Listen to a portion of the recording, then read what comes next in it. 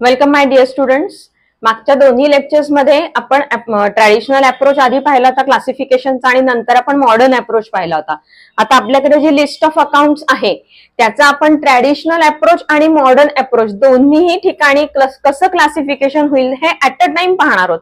म्हणजे मग आपल्याला एक्झॅक्ट डिफरन्स कळेल दोन्हीमध्ये काय आहे ते. ठीक आहे. सो आता तुम्ही पेज वरती असं आखून घ्यायचं आहे ट्रॅडिशनल अप्रोच एका बाजूला आणि एका बाजूला मॉडर्न अप्रोचची 5 क्लासिफिकेशन, ट्रॅडिशनल अप्रोचची 3 क्लासिफिकेशन. मी एक एक अकाउंट तुम्हाला सांगत जाणार आहे आणि ते अकाउंट ट्रॅडिशनल ह्याच्यामध्ये कुठल्या ह्याच्यात जाईल क्लासिफिकेशन कॅटेगरीमध्ये आणि मॉडर्न अप्रोच मध्ये कोणत्या कॅटेगरीत जाईल ते आपण लगेचच लिहून टाकणार आहेत. मी तुम्हाला आता देताना साधारण एक 15-20 एक्झाम्पल्स देणार आहे. त्याच्यानंतर आपण मॉडर्न अप्रोचची मागच्या लेक्चरमध्ये मी तुम्हाला जी लिस्ट दिली होती किंवा ट्रॅडिशनल अप्रोचची जी लिस्ट दिली होती ती तुम्हाला या पद्धतीने एकाच वेळेला एक अकाउंट घ्यायचं आणि एकाच वेळेला त्या ट्रॅडिशनल मध्ये कुठे जाईल आणि मॉडर्न मध्ये कुठे जाईल असं लिहायचं आहे. ठीक आहे. सो हे डिफरन्सिएशन तुम्हाला तुमचं होमवर्क म्हणून करायचं आहे. ते आत्ताच सांगून ठेवते मी. फक्त आता मी तुम्हाला एक 15-20 अकाउंट सांगेन त्याप्रमाणे आपण क्लासिफिकेशन करूयात. सगळ्यात पहिल्यांदा आहे कॅपिटल अकाउंट. आता कॅपिटल अकाउंट हे ट्रॅडिशनल अप्रोच मध्ये पर्सनल अकाउंट आहे कारण capital account is a person. So traditional approach मध्ये कॅपिटल अकाउंट पर्सनल मध्ये जातात. तर मॉडर्न अप्रोच मध्ये ऑलरेडी कॅपिटल असं सेपरेटली कॅटेगरायझेशन आहेच आहे त्याच्यामुळे डायरेक्ट ते कॅपिटल अकाउंटला जाणार आहे. मग ड्रॉइंग्स कुठे जातं? ड्रॉइंग्स हे पण पर्सनल अकाउंटच आहे जे आपण कॅपिटल मधनं मायनस करतो. हे कॅपिटल मधनं मायनस होतं तसंच इथे कॅपिटल अकाउंट ह्या कॅटेगरीमध्ये ड्रॉइंग्स कॅपिटल मधनं मायनस होणार आहेत. सो इथे लिहिताना तुम्ही ते कॅपिटल म्हणूनच लिहिणार आहात. आता बँक अकाउंट. बँक अकाउंट हे ट्रॅडिशनल अप्रोच मध्ये कुठे जातं? Impersonal account. It is created by law. बरोबर आहे. So it is a personal account bank account. पण मग मॉडर्न अप्रोच मध्ये ते कुठे जाणार? ज्या आपल्या ऍसेट्स आहेत त्या सगळ्या ज्या काही ओन करतो आपण त्या सगळ्या आपण ऍसेट्स म्हणून ट्रीट करतो. बँक अकाउंट मध्ये पैसे आपलेच आहेत म्हणजे ते आपली ओन्ड प्रॉपर्टी आहे म्हणून बँक अकाउंट ही ऍसेट आहे. ठीक आहे. त्याच्यानंतर loan account. Bank loan account. Bank loan account. आता इथे मी तुम्हाला काय सांगितलं होतं? बँक हा शब्द आला की तो क्रिएटेड बाय लॉ आहे म्हणून ते पर्सनल अकाउंट आहे. पण जेव्हा मॉडर्न अप्रोच मध्ये आपण विचार करतो तेव्हा त्या बँकेच्या पुढे काय लिहिलेलं आहे ते जास्ती महत्वाचं आहे. म्हणजे ते बँक लोन अकाउंट आहे का बँक सेव्हिंग अकाउंट आहे का बँक करंट अकाउंट आहे किंवा काय बँक एफडी आहे त्याच्याप्रमाणे पुढे काय बँक या शब्दाला महत्व नाहीये. तुमचं पुढे काय आहे त्याच्या जोडलेलं त्याप्रमाणे तुम्हाला मॉडर्न अप्रोच प्रमाणे त्याचं क्लासिफिकेशन करायचंय. आता इथे लोन अकाउंट आहे. आपण ट्रॅडिशनल अप्रोच मध्ये बँकेप्रमाणे हे पर्सनल अकाउंटला टाकतो पण मॉडर्न अप्रोच मध्ये लोन अकाउंट हे काय आहे? आपली लायबिलिटी. आपण बँकेकडनं लोन घेतो ते आपल्याला रिपे करायचं असतं की नाही. सो मॉडर्न अप्रोच मध्ये तुम्हाला खूप सारं लॉजिक वापरायला लागतं. सो लायबिलिटीज मध्ये लिहिणार आहोत आपण बँक लोन अकाउंट. ही आपली लायबिलिटी आहे. सो थोडंसं लॉजिकच तुम्हाला इथे वापरावं लागणार आहे. जसं बँक लोन अकाउंट आहे तसंच बँक ओडी अकाउंट आहे सीसी अकाउंट आहे. ही सगळी आपल्या लायबिलिटीज आहेत. या सगळ्या आपल्या सीसी आहेत. याला टेम्पररी लोन्स म्हणतात ओव्हरड्राफ्ट किंवा कॅश क्रेडिट अकाउंट्सना. Sundry debtors. सन्ड्री डेटर्स हे अकाउंट काय आहे? पर्सनल अकाउंट आहे. का? कारण तो एक पर्सन आहे. Whether it is a human being or it is an entity. कोणताही असला पर्सनल असू देत नाहीतर इम्पर्सनल असू देत ती पर्सनलच कॅटेगरीमध्ये ते मोडणार आहे. सो इथे सन्ड्री डेटर्स अकाउंट येतं आपलं. आता डेटर म्हणजे कोण सांगितले मी? When we sell the goods on credit we create debtors. म्हणजेच ते पैसे आपल्याला रिसिवेबल आहेत. बरोबर. आपल्याला जर ते पैसे रिसिवेबल असतील तर आपण त्याला ऍसेट म्हणतो. जर ते पैसे पेएबल असतील लोनला आपण काय म्हणतो? Loan is payable back to the bank म्हणून ती लायबिलिटी आहे. पण जेव्हा पैसे रिसिवेबल असतील तेव्हा ती ऍसेट असते. सो इथे ऍसेट मध्ये जाणारे सन्ड्री डेटर्स अकाउंट. त्याच्यानंतर गुडविल अकाउंट. गुडविल अकाउंट हे काय आहे? ह्या कॅटेगरीमध्ये रिअल अकाउंट, कारण कोणत्याही ऍसेट्स, फिक्स्ड ऍसेट्स, इंटँजिबल किंवा टँजिबल या ट्रॅडिशनल अप्रोच मध्ये रिअल अकाउंट मध्ये जातात. सो गुडविल अकाउंट कुठे जाणार आहे? Real account. आता ऍसेट म्हणलं की नाही आपण, so goodwill is an asset म्हणजे ते ऍसेट मध्ये जाणार. मॉडर्न अप्रोच मध्ये ऍसेट या कॅटेगरीमध्ये गुडविल अकाउंट येणार आहे. त्याच्यानंतर वेजेस अकाउंट नॉमिनल अकाउंट आहे. Wages account nominal account, it is an expenditure. So इथे जर एक्सपेंडिचर आहे तर इथे पण तो एक्सपेंडिचर मध्ये जाणार वेजेस अकाउंट. तसंच salaries account, transport account, travelling account ही सगळी आपली एक्सपेन्सेस आहेत. Travelling expenses, telephone expenses, electricity charges, telephone bills, सगळं जे काही एक्सपेन्सेस मध्ये आहे हे सगळं मॉडर्न अप्रोच मध्ये आपल्याला एक्सपेन्सेस म्हणून वेगळं हेच दिलेलं आहे, कॅटेगरीज दिलेली आहे. एक्सपेन्सेस किंवा losses, loss by theft. So हे पण इथे लॉसेस मध्ये जाणार, लॉस बाय थेफ्ट. कळतंय? आता इंटरेस्ट रिसिव्ड, इंटरेस्ट रिसिव्ह झाला आपल्याला, हा परत नॉमिनल अकाउंट आहे, कारण gains and incomes. Nominal account म्हणजे काय? गेन्स अँड इन्कम्स आणि expenses and losses. So interest received account जे आहे हे नॉमिनल अकाउंट आहे, पण इथे आपल्याकडे गेन्स अँड इन्कम्सची कॅटेगरी वेगळी आहे. सो इंटरेस्ट रिसिव्ड इथे लिहिताना आपण गेन्स अँड इन्कम्स मध्ये लिहिणार आहोत. कळलंय? सो नॉमिनल अकाउंट हे गेन्स, इन्कम्स आणि एक्सपेन्सेस, लॉसेस मध्ये डिव्हाइड होणार आहे. इथे ट्रॅडिशनल अप्रोच मध्ये जे जे काही तुम्ही नॉमिनल मध्ये लिहिणार आहात ते सगळंच्या सगळं इथे एकतर इन्कम किंवा एक्सपेन्सेस मध्ये डिव्हाइड होणार आहे. आता फर्निचर अकाउंट. फर्निचर हे काय आहे? आपली ऍसेट आहे. सो इकडे ऍसेट मध्ये जाणार. सन्ड्री क्रेडिटर्स, क्रेडिटर्स हे काय आहेत? आपले पर्सनल अकाउंट आहे, कारण परत मगाशी मी सांगितलं तसं क्रेडिटर्स कधी क्रिएट होतात? When we purchase the goods on credit we create the creditors. So the amount is payable to the creditor and the creditor may be a human being or an entity. So आपल्याला person म्हणजे natural person किंवा इम्पर्सन. So human being आहे नाहीतर an entity आहे. So sundry creditors हे काय आहे? पर्सनल अकाउंट आहे. इथे कुठे जाणार sundry creditors? Liability, because the amount is payable to the creditor. So sundry creditor account इथे कुठे जाणार आहे? लायबिलिटी मध्ये. त्याच्यानंतर आहे livestock. Furniture, livestock हे सगळे आपल्या ऍसेट्सच आहेत. सो ज्या आपल्या फिक्स्ड ऍसेट्स आहेत, टँजिबल असू देत नाहीतर इंटँजिबल असू देत, त्या सगळ्या रिअल अकाउंट मध्ये येतात आणि त्या सगळ्याच्या सगळ्या ऍसेट्स मध्ये सुद्धा येतात. ज्या आपल्या फिक्स्ड ऍसेट्स आहेत तेवढ्याबद्दलच बोलते मी. टँजिबल आणि इंटँजिबल फिक्स्ड ऍसेट्स या रिअल अकाउंट आणि ऍसेट्स मध्ये जातात. आता स्टॉक, ओपनिंग स्टॉक किंवा क्लोजिंग स्टॉक, ह्यातला कुठलाही स्टॉक अकाउंट आलं तरी सुद्धा तो ऍसेट मध्ये जाणार आहे.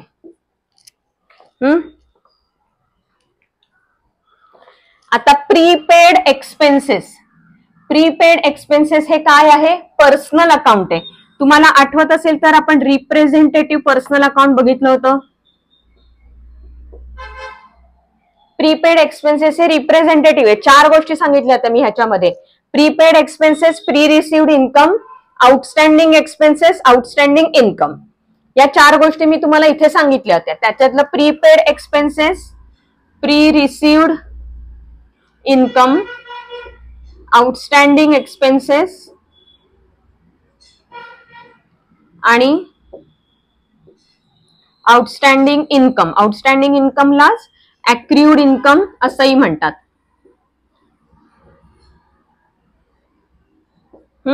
ऍक्रियूड इन्कम असंही म्हणतात. ह्या 4ही गोष्टींना ट्रॅडिशनल अप्रोच मध्ये नाव काय आहे? याला आपण इकडे ट्रॅडिशनल अप्रोच मध्ये म्हणताना रिप्रेझेंटेटिव्ह पर्सनल अकाउंट म्हणतो, पण मेन क्लासिफिकेशन पर्सनल अकाउंट मध्येच जाणार आहे. सब क्लासिफिकेशन रिप्रेझेंटेटिव्ह. आता या 4 गोष्टी इथे कुठे येतात ते मी तुम्हाला सांगणार आहे. आता prepaid expenses, prepaid expenses are already paid, बरोबर, म्हणून त्या ऍसेट्सच्या अंडर लिहिल्या जातात. Prepaid expenses, the expenses which are already paid, त्याला म्हणायचं प्रीपेड एक्सपेन्सेस. मग प्री रिसिव्ड इन्कम कुठे जाणार? लायबिलिटी मध्ये.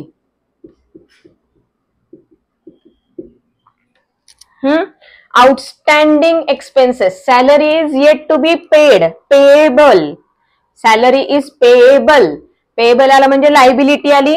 सो आउटस्टँडिंग एक्सपेन्सेस कुठे जातात? लायबिलिटी मध्ये जातात.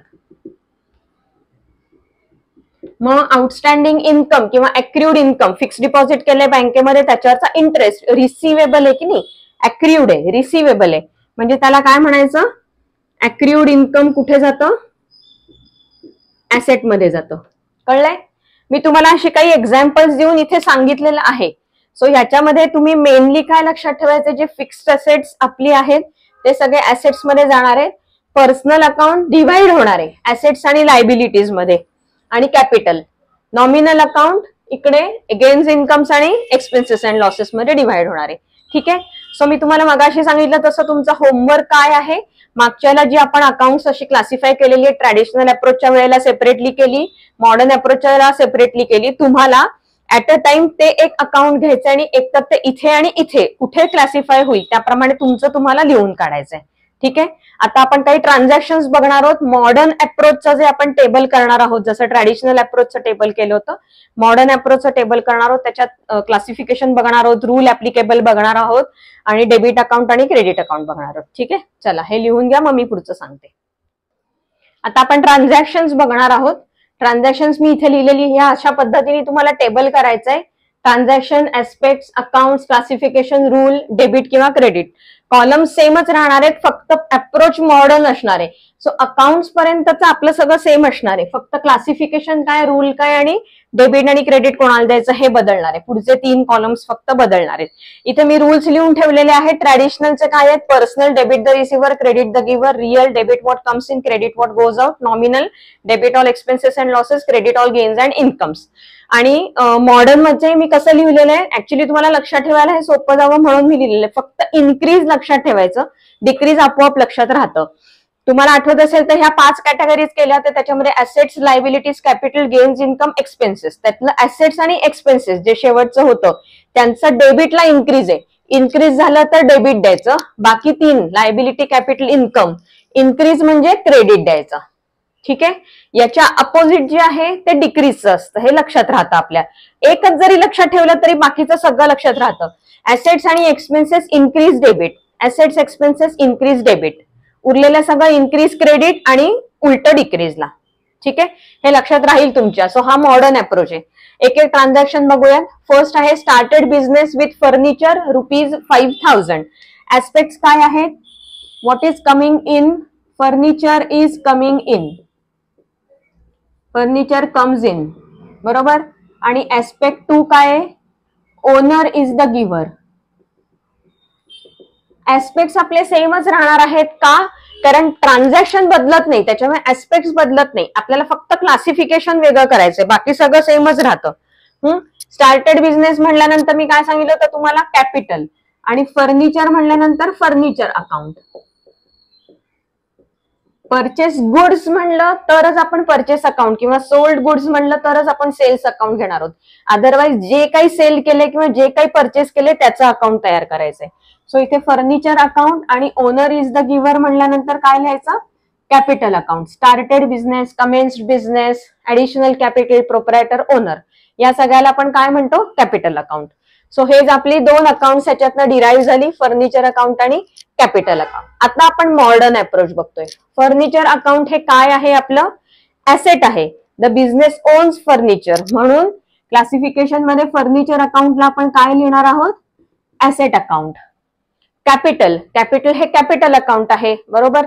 आपण जर ट्रॅडिशनल अप्रोच मध्ये असतो तर आपण त्याला पर्सनल म्हटलो असतो, पण आपण मॉडर्न अप्रोचने विचार करायचा म्हटलं तर कॅपिटल अकाउंट हे कॅपिटल अकाउंट आहे, त्याच्यामध्ये काही फरक पडत नाही. आता फर्निचर आतमध्ये आलं बिझनेस मध्ये, म्हणजे फर्निचर इन्क्रीज झालंय का डिक्रीज झालंय? इन्क्रीज झालंय. फर्निचर बिझनेसला काय मिळालं? बिझनेसला फर्निचर मिळालं, याचा अर्थ फर्निचर इन्क्रीज झालेलं आहे.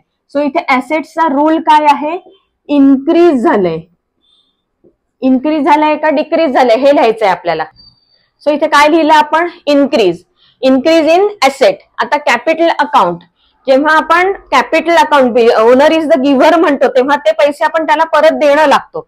असं पहिल्यांदा जेव्हा त्यांनी फर्निचर 5,000चं दिलं तेव्हा आपण कॅपिटल किती देणं लागत होतो, पेएबल बॅक किती होते 5,000. परत नेक्स्ट टाइम त्यांनी कॅश दिली. So cash is coming in, who is the giver, owner is the giver. 10,000 cash दिली. मग ओरिजिनली 5,000 आपण पेएबल होतो, आता आपण 10,000 पेएबल आहोत. याचाच अर्थ जेव्हा जेव्हा ओनर बिझनेसला काहीतरी देईल त्यावेळेला त्याचा कॅपिटल अकाउंट इन्क्रीज होत जाणार आहे. हे लॉजिक तुमच्या डोक्यात फिट करा. जेव्हा जेव्हा बिझनेसला कॅपिटल म्हणून म्हणजे ओनर कॅपिटल म्हणून जे जे काही देत राहील ते बिझनेसच्या दृष्टीने कॅपिटल अकाउंटचा बॅलन्स वाढवणार आहे, इन्क्रीज करणार आहे. सो जेव्हा कॅपिटल इज द गिव्हर असतं त्यावेळेला कॅपिटलचा बॅलन्स इन्क्रीज होतो. बिझनेसच्या दृष्टीने ती अमाऊंट पेएबल वाढत जाते, इन्क्रीज होत जाते. सो दोन्हीकडे हे इन्क्रीज आहे. जर ऍसेट्स इन्क्रीज असेल तर डेबिट द्यायचं. सो डेबिट आपण ऍसेटला देणार आहोत म्हणजेच फर्निचर अकाउंटला देणार आहोत. आणि कॅपिटलचा इन्क्रीज म्हणजे काय आहे, क्रेडिट आहे. सो क्रेडिट आपण देणार आहोत कॅपिटल अकाउंटला. कळलंय, अप्रोच कळलाय का? हळूहळू तुम्हाला ह्याची सवय होईल. फक्त तुम्हाला लक्षात काय ठेवायचंय, ऍसेट्स आणि एक्सपेन्सेस इन्क्रीज झाले म्हणजे डेबिट द्यायचंय, लायबिलिटी कॅपिटल इन्कम इन्क्रीज झाले तर त्याला क्रेडिट द्यायचंय. इन्क्रीज का डिक्रीज हे पण तुम्ही लॉजिकली लक्षात घ्या. जसं मी आता कॅपिटलचं सांगितलं तसं प्रत्येक वेळेला तुम्ही ते म्हणून बघायचं की ऍसेट इन्क्रीज झाली का डिक्रीज झाली, त्याप्रमाणे तुम्ही त्याला डेबिट का क्रेडिट ते ठरवणार आहात. Second transaction, purchase goods from Vinod ₹1,500. नियम तोच, जर कॅश दिलेलं नसेल तर it is assume that it is a credit transaction. So ब्रॅकेटमध्ये काय येणार आहे, credit. So it is a credit transaction. Credit transaction असेल so we have purchase the goods and it is a credit transaction. So we have created creditors. Aspect 1 काय आहे, what is coming in goods. So purchased goods हा आपला first aspect आहे. आणि credit transaction असल्यामुळे हु is the giver हा प्रश्न विचारायचा आहे. कॅश ट्रान्झॅक्शन असतं तर कॅश गोज आउट असं म्हटलं असतं आपण. पण because it is a credit transaction the question is who is the giver, Vinod is the giver. आलं.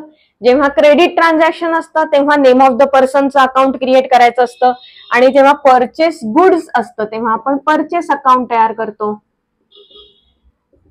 बरोबर. सो परचेस अकाउंट आणि विनोद अकाउंट अशी 2 अकाउंट तयार झाली.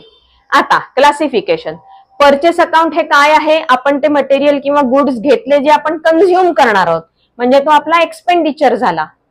एक्सपेंडिचर झाला म्हणजे काय झालं, एक्सपेन्सेस अँड लॉसेस ही त्याची कॅटेगरी झाली. सॉरी आधी नाही बरोबर आहे, एक्सपेन्सेस अँड लॉसेस. आणि विनोद अकाउंट हे काय आहे, ह्या केसमध्ये पर्टिक्युलरली या केसमध्ये नुसतं विनोद अकाउंट, पर्सनल अकाउंट आपल्याला माहिती आहे ट्रॅडिशनल अप्रोच मध्ये, पण पर्सनल अकाउंट मध्ये सुद्धा ऍसेट आहे का लायबिलिटी आहे, 2 कॅटेगरीज आहेत की नाही. ह्या केसमध्ये काय आहे सांगा मला. जेव्हा आपण गुड्स परचेस करतो on credit then we create the creditors. We have already received the goods and the amount is now payable to that creditor. So here Vinod is a creditor. He is not a debtor. He is a creditor and the amount is payable to the creditor. मी तुम्हाला मागच्या पहिल्या 1-2 lectures मध्ये सांगितलेलं होतं की relation कसं असतं.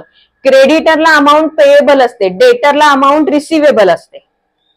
डेटर कडून अमाऊंट रिसिवेबल असते, क्रेडिटरला अमाऊंट पेएबल असते. सो विनोद हा आपला क्रेडिटर आहे. Creditor is a liability. So amount is payable to Vinod because Vinod is a creditor, it is a liability. आता एक्सपेन्सेस अँड लॉसेस. आपण परचेस केलेत गुड्स, क्रेडिटवर परचेस करत गेलो तर एक्सपेंडिचर इन्क्रीज होणार आहे. आता गुड्स घेतले, परत 4 दिवसांनी गुड्स परचेस केले, परत 4 दिवसांनी गुड्स परचेस केले, हळूहळू आपण काय करतोय, एक्सपेंडिचर इन्क्रीज करतोय. सो इन्क्रीज होतोय का डिक्रीज होतोय, expenses are increase, liability is also increase. बरोबर ना, लायबिलिटी इज ऑल्सो इन्क्रीज. म्हणजेच काय, एक्सपेन्सेस इन्क्रीज झाले, एक्सपेन्सेस इन्क्रीज झाले तर डेबिट. सो आपण डेबिट कुठलं अकाउंट देणार आहोत? Purchase account. आणि क्रेडिट कुठलं अकाउंट देणार आहोत? विनोद अकाउंट. का? कारण लायबिलिटी इन्क्रीज झाली तर त्याला क्रेडिट द्यायचंय. सो विनोद अकाउंटला क्रेडिट देणार आहोत. हळूहळू तुम्हाला ह्याची पण सवय होईल या अप्रोचची. नीट लक्षपूर्वक लॉजिक लावून जर तुम्ही केलं तर लगेच कळतं. नेक्स्ट ट्रान्झॅक्शन आहे क्रेडिट सेल्स ₹5,000. इथं दिलंच आहे क्रेडिट. विचारच करायचा नाही कॅश आहे का नाहीये, ते दिलेलंच आहे क्रेडिट आहे म्हणून. फक्त काय झालंय, क्रेडिट दिल्यानंतर आपण नेम ऑफ द पर्सन करतो, इथं नेम ऑफ द पर्सन नाहीये. मग काय करायचं सांगते. सो फर्स्ट ऍस्पेक्ट काय आपला? Goods are sold on credit. Credit sales म्हणजे goods are sold on credit. So who is the receiver of the goods? The debtor. बरोबर आहे. When the goods are sold on credit we create debtors. So debtor is the receiver. काय म्हणायचं? Debtor is the receiver of goods. आणि aspect 2 काय आहे? Goods are sold.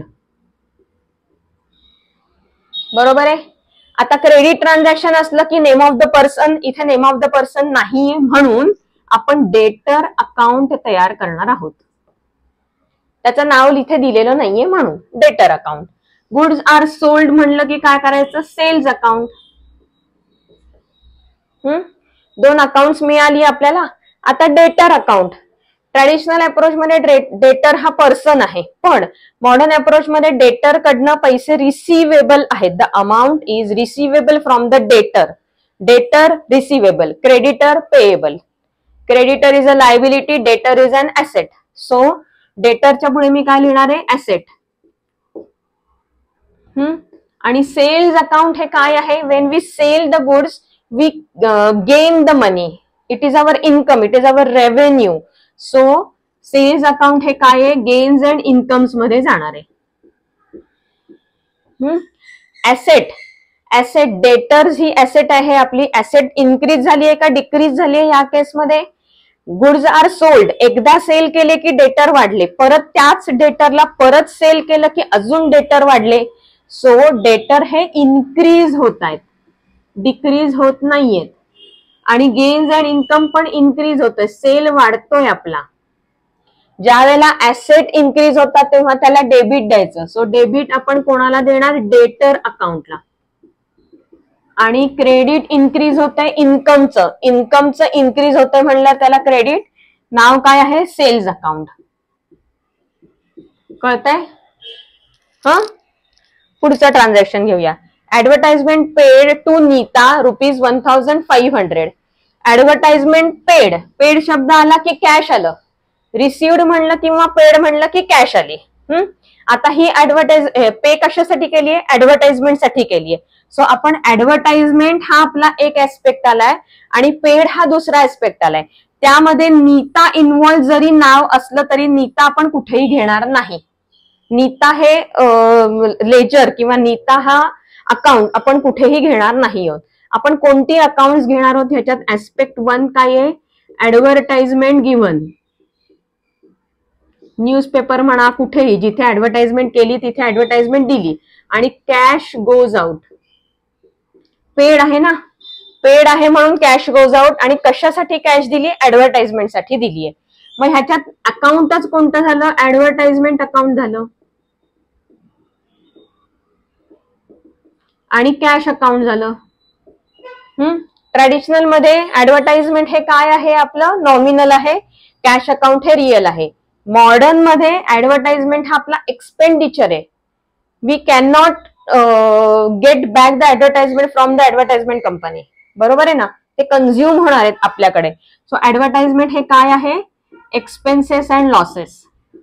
आणि cash account हे काय आहे? आपल्याकडची कॅश ही आपली ऍसेट आहे. जे पैसे माझ्याकडे माझ्या पर्समध्ये ते माझे पैसे आहेत. So it is our asset. Expenses and losses. जेवढी आपण ऍडव्हर्टाइजमेंट देत जाऊ, एक ऍड दिली, दुसरी ऍड दिली, तिसरी ऍड दिली, इन्क्रीज होणार आहे. सो ऍडव्हर्टाइजमेंट इन्क्रीज झाली आणि ऍसेट डिक्रीज झाली. कॅश आपल्याकडची कमी झाली आहे. ज्या वेळेला तुम्ही कॅश पे करता तेव्हा माझ्याकडची कॅश कमी झाली, डिक्रीज झाली. सो कॅश अकाउंट जरी ऍसेट असलं तरी ह्या केसमध्ये ती काय झाली आहे, डिक्रीज झालेली आहे. ज्या वेळेला एक्सपेन्सेस इन्क्रीज होतात, एक्सपेन्सेस इन्क्रीज झाले की डेबिट द्यायचं. सो डेबिट कोणाला देणार आपण, ऍडव्हर्टाइजमेंट. आणि क्रेडिट कोणाला देणार, का देणार क्रेडिट, ऍसेट जर डिक्रीज झाली, ऍसेट्स इन्क्रीज झाली तर काय करायला सांगितलंय, डेबिट द्यायचं. मग ऍसेट जर डिक्रीज झाली तर काय करायचं, क्रेडिट द्यायचं. म्हणजे क्रेडिट कोणत्या ऍसेटला देणार आपण, कॅश अकाउंटला. हे कळलंय ट्रान्झॅक्शन, डिक्रीज झाल्याचं ट्रान्झॅक्शन आहे हे. कॅश आपल्या बिझनेस मधनं गेली, cash is going out, so cash decrease झाली, ऍसेट डिक्रीज झाली. ऍसेट डिक्रीज झाली की त्याला क्रेडिट द्यायचं, ऍसेट इन्क्रीज झाली की डेबिट द्यायचं. या केसमध्ये ऍसेट डिक्रीज झाली म्हणून आपण त्याला क्रेडिट दिले कॅशला, आणि डेबिट कोणाला दिले, एक्सपेन्सेस अँड लॉसेस इन्क्रीज झाले म्हणून त्याला डेबिट दिले. नेक्स्ट ट्रान्झॅक्शन आहे deposited cash into bank ₹5,000. So ह्याच्यात दोन अकाउंट, कॅश आणि बँक. ह्याच्यामध्ये बँक इज द रिसिव्हर, बँकेला पैसे दिले आणि आपल्या बिझनेस मधनं कॅश गोज आउट. बरोबर, कॅश आपल्या बिझनेस मधनं गेली, bank is the receiver. Bank is the receiver म्हणजे बँक अकाउंट आलं, आणि कॅश गोज आउट म्हणून कॅश अकाउंट आलं. आता ट्रॅडिशनल अप्रोच मध्ये bank account is a personal account, cash account is a real account. Modern approach मध्ये काय आहे, बँक आणि कॅश, बँकेत पण आपलेच पैसे आपण ठेवलेले असतात, कॅश तर आपलीच असते, म्हणजे हे दोन्ही काय आहेत, ऍसेट्सच आहेत. सो या केसमध्ये दोन्हीही ऍसेट्स आहेत, दोन्हीही ऍसेट्स आहेत. आता बँकेत जेव्हा आपण पैसे डिपॉझिट करतो तेव्हा बँक बॅलन्स वाढतो का कमी होतो, वाढतो, इन्क्रीज होतो. When we deposit the money into the bank, bank balance increases. So ह्या केसमध्ये आपण जर बँकेमध्ये कॅश डिपॉझिट केली तर तो बँक बॅलन्स आपला इन्क्रीज झाला. But cash is deposited into bank, so business मधली कॅश डिक्रीज झाली. ₹5,000 कॅश होती, त्यातले 2,000 बँकेत डिपॉझिट केले, आता कॅश किती उरली, 3,000. 5,000 ची 3,000 झाली, म्हणजे काय झालं, डिक्रीज झाली. सो इथे ही ऍसेट डिक्रीज झालेली आहे. मग इन्क्रीज ऍसेट जर झाली, ऍसेट इन्क्रीज झाली तर डेबिट द्यायचं, ऍसेट डिक्रीज झाली तर क्रेडिट द्यायचं. हा रूल आहे. ऍसेट इन्क्रीज झाली तर कोणत्या अकाउंटला डेबिट देणार आहे, बँक अकाउंटला. सो डेबिट कोणाला येणार आहे, बँक अकाउंट. ऍसेट्स डिक्रीज झाली तर क्रेडिट द्यायचंय, कोणाला, कॅश अकाउंटला. सो कॅश अकाउंटला क्रेडिट द्यायचंय. इथे कॉम्बिनेशन्स कळतायत. मी जेव्हा ट्रॅडिशनल अप्रोच सांगितलं तर तुम्हाला कॉम्बिनेशन्स अशी सांगितलेली होती. इथे कॉम्बिनेशन्स कशी आहेत बघा, ऍसेट टू ऍसेट्स पण होऊ शकतात, लायबिलिटी टू ऍसेट पण होऊ शकतात, एक्सपेन्सेस टू ऍसेट्स पण होऊ शकतात. इथे वेगवेगळी कॉम्बिनेशन्स केलेली आहेत आपण. ऍसेट्स टू इन्कम पण होऊ शकतं, ऍसेट्स टू एक्सपेंडिचर पण होऊ शकतं. कळलं. सो यांच्या 5 पैकी कुठलीही कॉम्बिनेशन एकमेकांची होऊ शकतात. डबल एंट्री बुककीपिंग सिस्टीमचा नियम काय आहे, there are 2 aspects, there are minimum 2 accounts involved, 1 is debited, 1 is credited. बरोबर आहे. तिसरा ऍस्पेक्ट मी जर्नलच्या वेळेला सांगणार आहे. 3 ऍस्पेक्ट असतात. फर्स्ट ऍस्पेक्ट काय आहे, देर आर 3 अप्रोच असतात बुककीपिंग, डबल एंट्री बुककीपिंग सिस्टीमला. त्यातला फर्स्ट काय आहे, there are minimum 2 aspects. Second काय आहे, minimum 1 account is debited, minimum 1 account is credited. Modern approach घ्या नाहीतर ट्रॅडिशनल अप्रोच घ्या, हे बदलणार नाहीये. समजतंय. आता अशीच मी अजून 5 ट्रान्झॅक्शन्स घेणार आहे. आणि पुन्हा एकदा होमवर्क काय आहे तुमचा, मी मागच्या लेक्चरमध्ये तुम्हाला लिस्ट ऑफ ट्रान्झॅक्शन्स दिली होती की नाही, जवळपास 30 ट्रान्झॅक्शन्स मी तुम्हाला दिली होती. ती 30च्या 30 ट्रान्झॅक्शन्स तुम्हाला या अशा मेथडनी मॉडर्न अप्रोच मध्ये पण करायचे. मी ट्रॅडिशनल अप्रोच साठी होमवर्क मागच्या लेक्चरला दिला होता, सेम ट्रान्झॅक्शन तुम्हाला मॉडर्न अप्रोच मध्ये करायचे. मी अजून 5 ट्रान्झॅक्शन आता घेणार आहे, म्हणजे तुम्हाला एक्झॅक्टली कळेल की लॉजिक काय आहे त्याचं. मी आता जी 5 ट्रान्झॅक्शन्स घेणार आहेत ती मी ट्रॅडिशनल अप्रोचच्या वेळेला घेतली नव्हती. तुम्ही ती ट्रॅडिशनल अप्रोचनी पण करून बघा. ठीक आहे. आता मी अजून 5 ट्रान्झॅक्शन्स घेते, तोपर्यंत हे लिहून घ्या. पुढची 5 ट्रान्झॅक्शन्स घेऊयात आपण. ही इम्पॉर्टंट ट्रान्झॅक्शन्स आहेत. फर्स्ट आहे कॅश विथड्रॉन फ्रॉम बँक ₹3,000. मगाशी आपण पाहिलं होतं कॅश डिपॉझिटेड इनटू बँक, आता आपण बघतो कॅश विथड्रॉन फ्रॉम बँक. ठीक आहे. सो कॅश विथड्रॉ केली म्हणजे काय केलं, बिझनेसच्या दृष्टीने कॅश इज कमिंग इन. आणि who is the giver? Bank is the giver. बरोबर आहे का? बँकेतनं पैसे विथड्रॉ करून आणले म्हणजे बँकेने पैसे दिले. So who is the giver? Bank. And the business receives the cash. Cash comes in. Accounts कोणती कोणती? Cash account, bank account. Cash account आणि बँक अकाउंट. आता कॅश अकाउंट आणि बँक अकाउंट मगाशी मी सांगितलं तसं मॉडर्न अप्रोच मध्ये दोन्हीही ऍसेट्सच आहेत. बँक जरी म्हणलं तरी बँकेतले पैसे आपलेच असतात, कॅश म्हणलं तर कॅश पण आपलीच असते. सो क्लासिफिकेशन मध्ये हे दोन्हीही ऍसेट्स मध्ये जाणार आहे. दोन्हीही ऍसेट्स मध्ये जाणार. आता ऍसेट्स मध्ये कॅश आपली इन्क्रीज होतीये की नाही? बँकेतनं कॅश विथड्रॉ केली, so cash is coming in. Originally जो कॅश बॅलन्स होता तो इन्क्रीज झाला. सो इथे आपण रूल काय लिहिणार आहोत? कॅशच्या बाबतीत कॅश इन्क्रीज झाली, पण द अदर वे बँकेतनं बॅलन्स कमी झाला because we have withdrawn this cash. Correct? Bank balance कमी झाला, कॅश बॅलन्स वाढला. बँक बॅलन्स कमी झाला म्हणजे तो डिक्रीज झाला. ऍसेट्स इन्क्रीज झाली. ऍसेट्स इन्क्रीज झाली की डेबिट द्यायचं. डेबिट कोणत्या अकाउंटला? कॅश अकाउंटला. सो इथे डेबिट काय येणार? Cash account. ऍसेट डिक्रीज झाली की क्रेडिट द्यायचं. कुठल्या अकाउंटला? बँक अकाउंटला. सो इथे बँक अकाउंटला क्रेडिट येणार आहे. कळलं? मगाशी एक्झॅक्ट उलटी एंट्री होती. जेव्हा cash is deposited into bank म्हटलं होतं तेव्हा बँकेला डेबिट, कॅशला क्रेडिट आलं होतं. आता बँकेतून कॅश विथड्रॉ करून आणली की उलटी एंट्री करायची. Proprietor withdrew cash from for personal use. मगाशी तुम्ही पहिल्या लेक्चरमध्ये ट्रॅडिशनल अप्रोचच्या वेळेला मी तुम्हाला सांगितलं होतं ना की started business, commenced business, additional capital, proprietor, owner हे शब्द आले की कॅपिटल अकाउंट वापरायचं. तसंच विथड्रॉन फॉर पर्सनल यूज असं आलं तर ड्रॉइंग वापरायचं. हे पण लिहा. विथड्रॉन फॉर पर्सनल यूज असं आलं की ह्याला ड्रॉइंग म्हणायचं. मग हे विथड्रॉन काहीही असेल, म्हणजे कॅश विथड्रॉ केली असेल, गुड्स विथड्रॉ केले असतील, ऍसेट विथड्रॉ केली असेल, फिक्स्ड ऍसेट, फर्निचर घेऊन गेला, पर्सनल टेबल होतं ते घरी घेऊन गेला owner. So furniture withdrawn, goods withdrawn किंवा काय पर्सनल कॅश विथड्रॉन जे काही असेल त्याला काय म्हणायचं? ड्रॉइंग म्हणायचं. सो ह्या केसमध्ये proprietor withdrew cash from the for personal use. So business मधनं कॅश जातीये आणि who is the receiver of the cash? Owner. बरोबर आहे? So owner is the receiver. Owner is receiver of the cash. आणि second aspect काय आहे? Cash goes out. आता जेव्हा ओनर रिसिव्हर असतो ना तेव्हा त्याला ड्रॉइंग म्हणायचं. प्रोप्रायटर जेव्हा रिसिव्हर असतो, ज्या वेळेला तो गिव्हर असतो तेव्हा आपण त्याला कॅपिटल म्हणतो. जेव्हा ड्रॉइंग असतं, ड्रॉइंग म्हणजे काय आहे?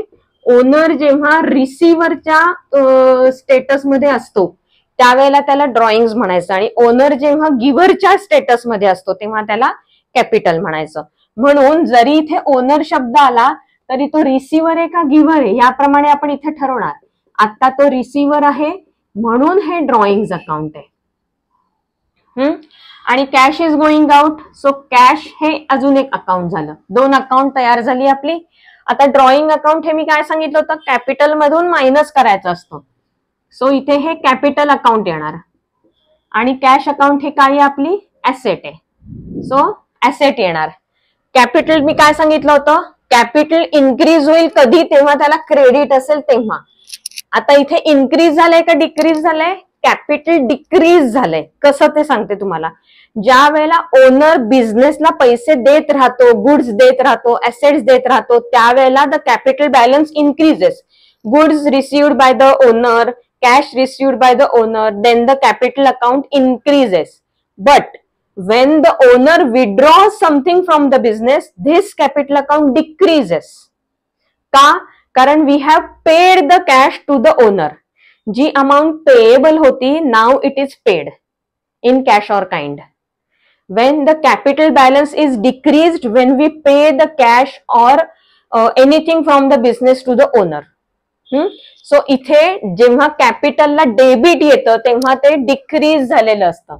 रादर इथे ते डिक्रीज झालेलं आहे म्हणून त्याला डेबिट येणार आहे. आणि इथे ऍसेट काय झालीये? We have paid the asset. Cash is going out.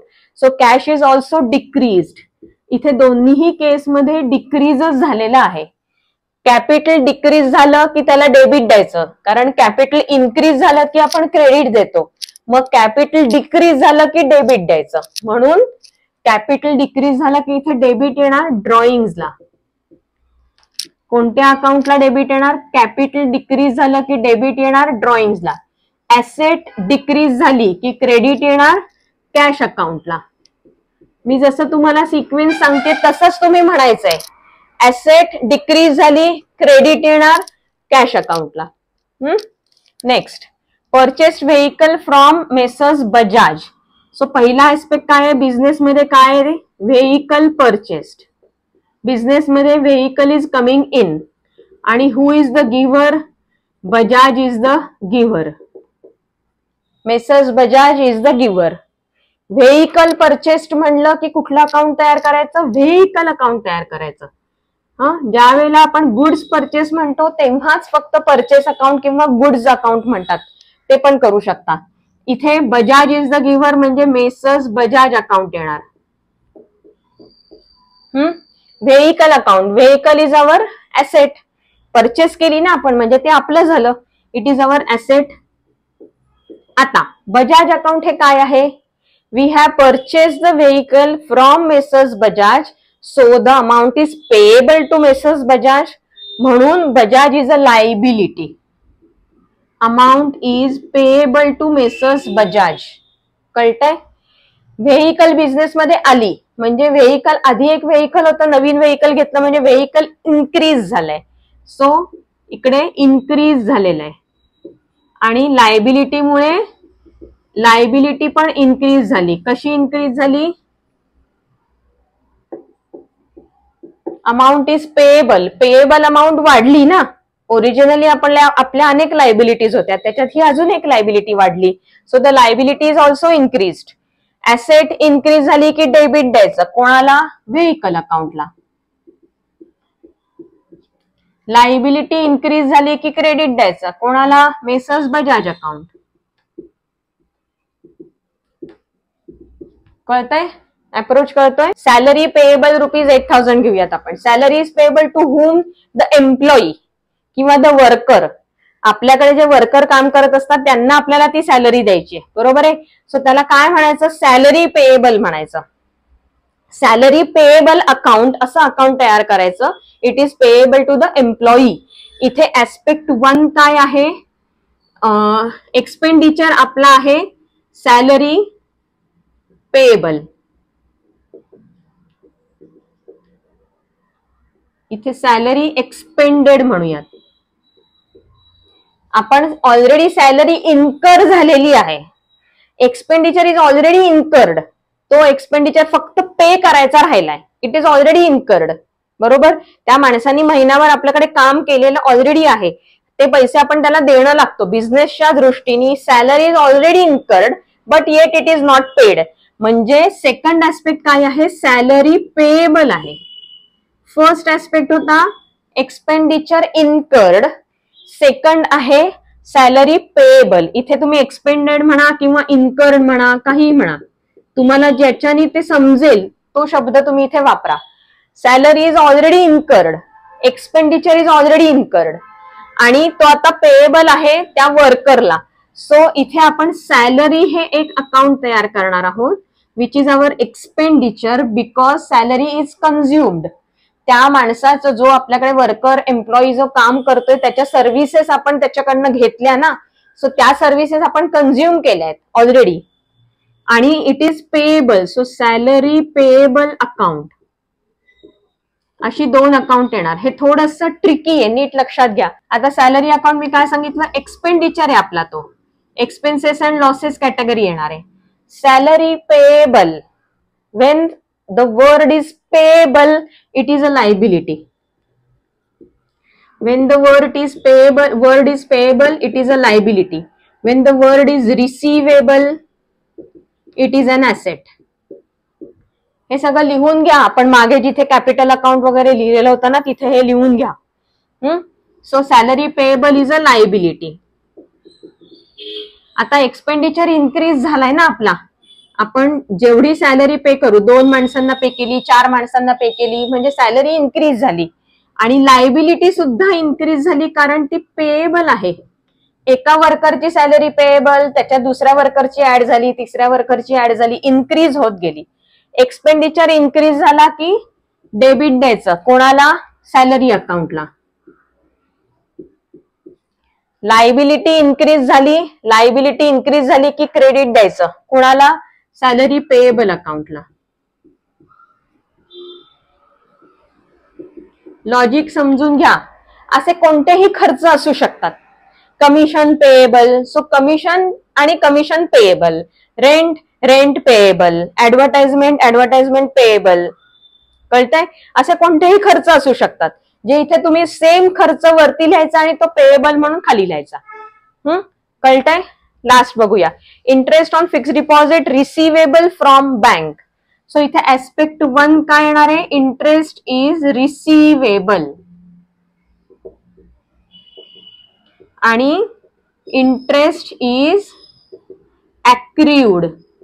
Already तो अक्र्यू झालाय पण अजून मिळाला नाहीये. इंटरेस्ट अक्र्यूडचं एक्झाम्पल असं आहे की फिक्स्ड डिपॉझिट करतो, समजा फिक्स्ड डिपॉझिट 50,000चं असेल तर 50,000 3 वर्षांसाठी फिक्स्ड डिपॉझिट असेल तर फर्स्ट इयरचा इंटरेस्ट, सेकंड इयरचा इंटरेस्ट, थर्ड इयरचा इंटरेस्ट असं आपण कॅल्क्युलेट करायचा आणि त्या इयरला तो इंटरेस्ट चार्ज करून टाकायचा, म्हणजे इंटरेस्ट इज रिसिवेबल असं दाखवून टाकायचं.